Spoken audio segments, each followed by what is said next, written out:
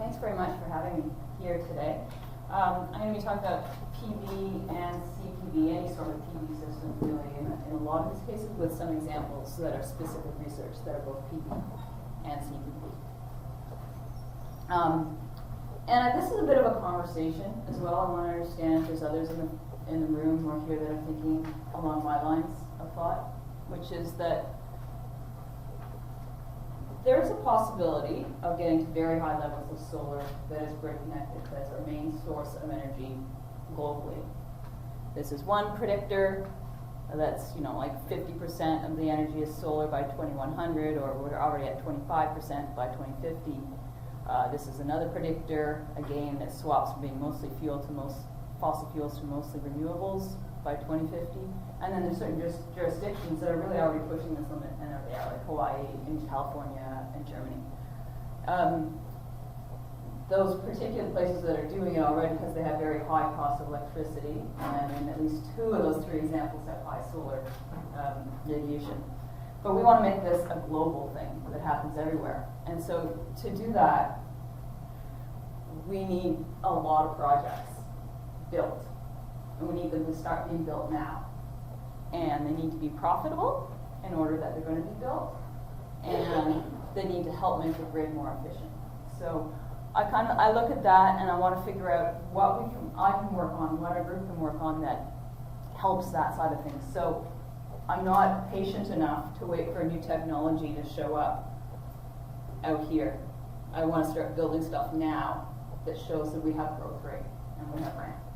And I think there are a lot of technologies. For example, these studies are based on existing technologies, and they're macroeconomic studies that say if we have the will, there's enough potential for these existing technologies to do that.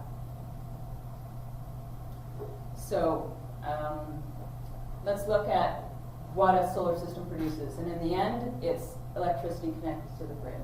Okay, that's all it does, and you're going to sell it based on the kilowatt hours.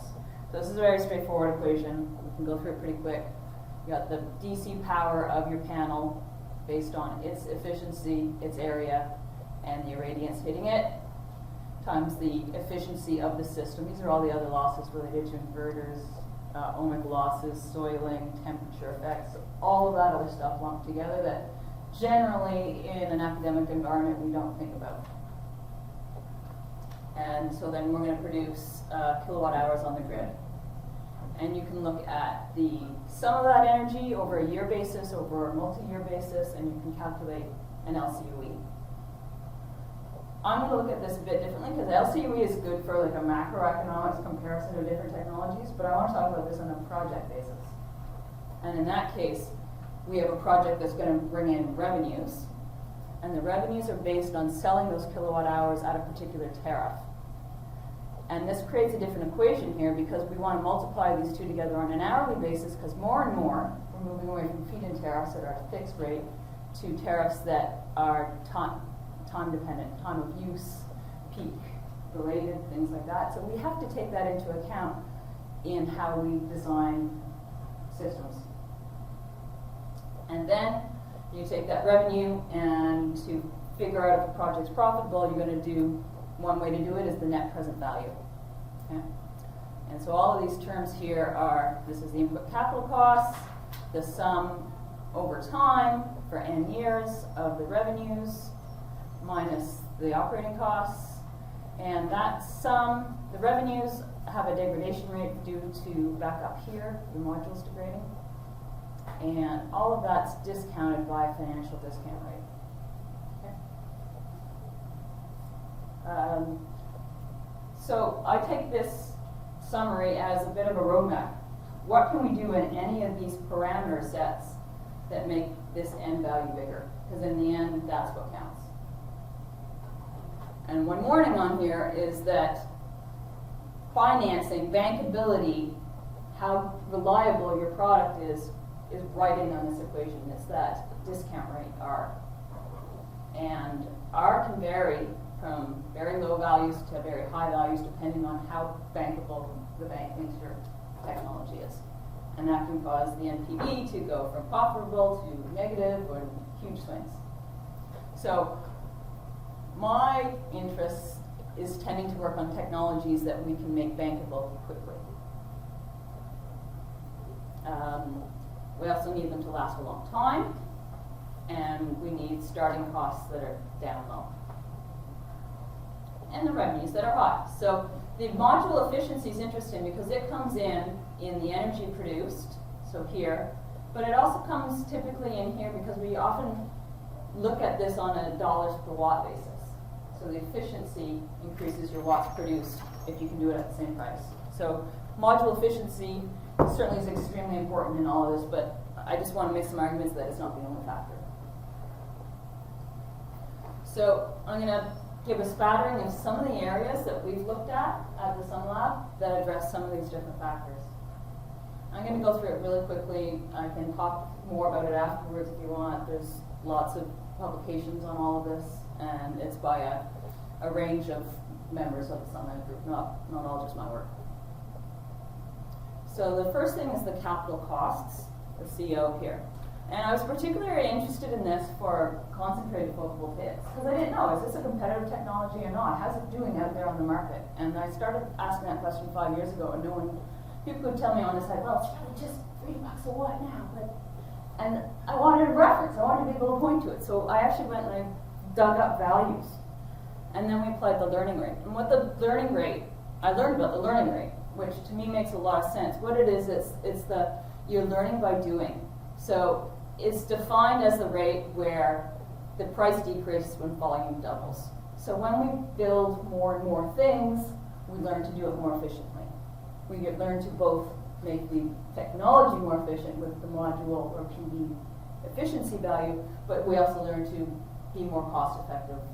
And there's economies of scale. All of those different parameters go into decreasing costs in the end. And this cost, by the way, is also the entire installed system cost. So that's going to include both the module as well as the balance of systems and the labor and all that. And we have things that we can do to affect that. In particular, the learning rate, if you just look at PV modules, we've all seen that graph, right? And it shows a learning rate of about 20% for PV modules. But if you dig a little bit deeper and you want to know the PV system learning rate, it's not as good. Here's quickly an example. This is showing the black is the module price decreasing over time.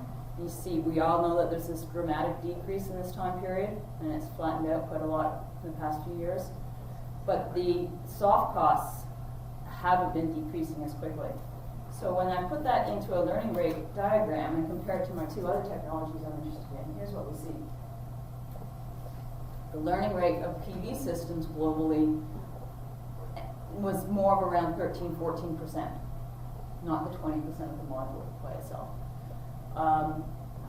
And CPV, because it's really doing a lot, like we saw this morning with Andreas Beth's talk about where we can go with efficiency.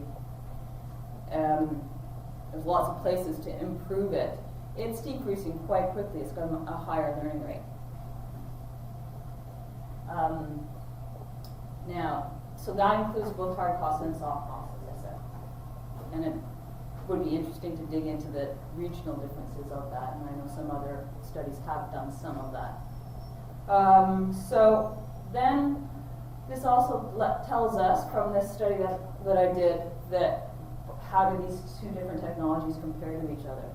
And you can see that PV, this is 2012-2013 time era, had price cost of about $2.6 a watt with quite a sizable range, depending a lot on the size of the project, of course.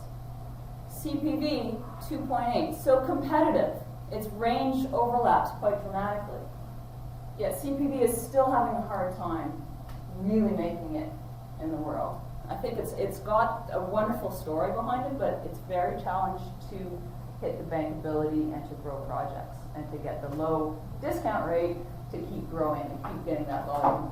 But it's so close. It really is so close, because the neat thing about this is that it's getting these prices at very low volumes.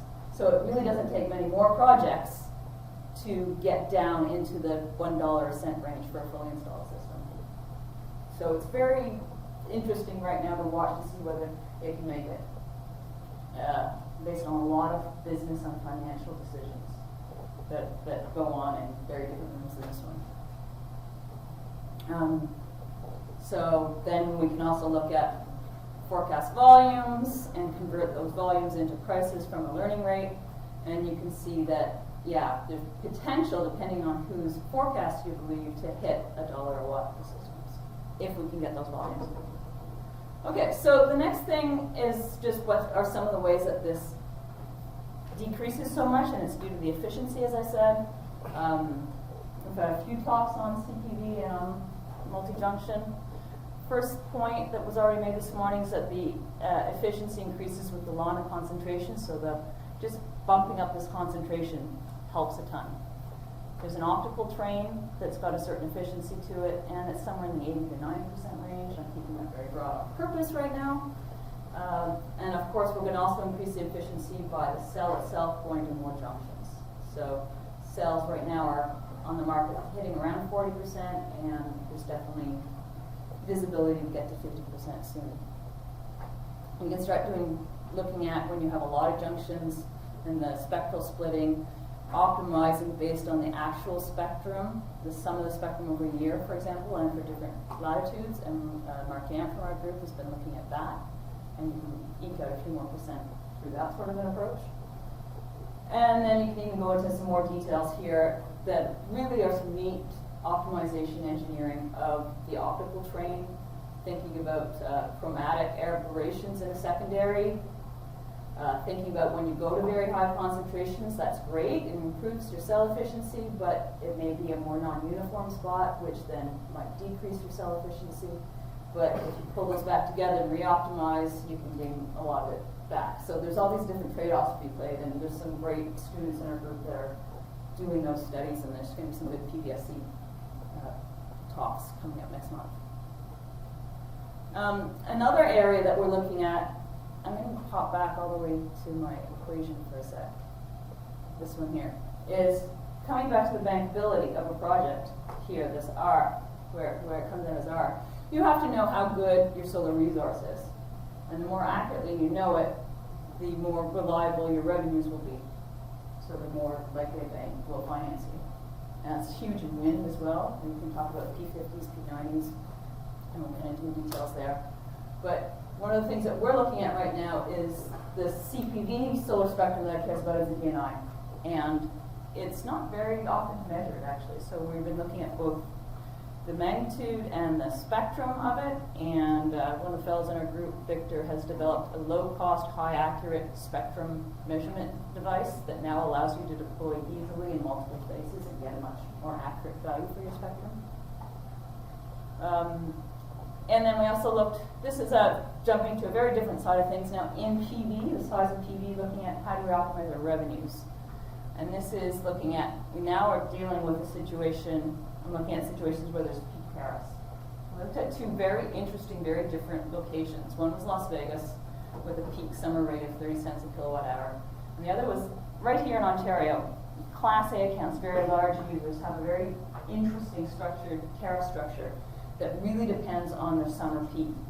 And we looked at different, for fixed tilt PV, different tilts and azimuths. And we showed that in this case, if you change your tilt and azimuth and you start pointing quite west of south, you can increase your revenue by as much as 90%. So we have to look at how we're deploying this stuff in the real world. And that was a fun study to show, oh, look, and we're actually going ahead with this project. Well, I should say the facilities group is going ahead with one of these projects on campus to offset load. It's actually profitable without a bid structure. Okay, so that's the blues what I've talked to, and we're doing some areas. I need to finish. Okay. We're moving into some other areas back here in looking at how to get more area of collection or to harvest both the direct and the diffuse, and we think we can get significantly large gains in that one. And I'm also quite interested in a study right now, an aggregated study of how are all those systems that are already out there doing. So I'll jump through some of that. We also need to think about how we're connecting to the grid and what time of day we're connecting to the grid. So our group is starting to work with battery integration to shift when power is produced compared to when we need it. And that depends very much on your grid as well. This is an example from California. You can look up the duck curve and see over time, instead of a peak in midday, it's going to be a trough. And the peak in Ontario even is changing over time, not because of solar, but because of demand response and things like that. So we need to understand some of those things to figure out how solar can really enhance the grid. And it can if we do it right. I'll skip that, and I just want to post this up. We've got some exciting projects going on in our group, and we are looking for at least 2 new candidates that could start very, very soon. And we're probably always recruiting as well, some strong people. So thanks very much. I hope you can ask some questions afterwards. I'd like to converse more on this with people that are interested. Thank you.